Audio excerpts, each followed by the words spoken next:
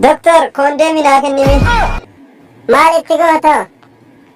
Doktor, jaalallee xiyyata akka biraattiin deemu deema yoo akka tasaa wali kunnen beeku jedheeti. Eeshooma rakkoon qabu akkami silaa wanti kee jajjabuma? Doktor, jajjabummaa isaan gaafatiniiti kondeemima qofa naaf kennime ni nariifadha. Tole huma rakkoon qabu siifin kenna. Tokkotti naaf dabali. Tokko si hanqatee moo?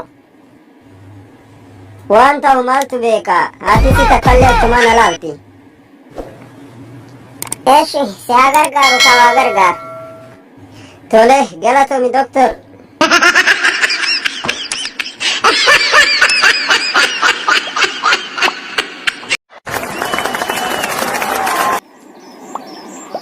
Kootu seeni baga nagaan dhufte.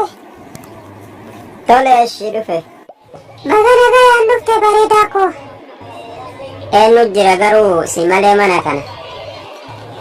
Wanti tokkoon jira nanaa fi si malee homaan jiranii waa takka sodaatini yaasee. Maaliif baafatta garuu? Amala kiyyanii beektaa miiree gaanii nama sossodaadha waan ta'eef si gaafadhe waan biraatiif miti. Absir anaaf si malee homtuun jiran wanta takka yaadin anumaaf si qofa. Tole eega akkas taate ol seennure. Rakkoon qabu nu yaas. Ati mee namaa balbala ta'utti jiru na fakkaatti. Balaan buute. Seeni abbaa. Yaalmee xiyya kophumatee jirtaan gamma. Lakki abbaa anaafi mucaa hiriyaa kiyyoo tokkootu mana jira.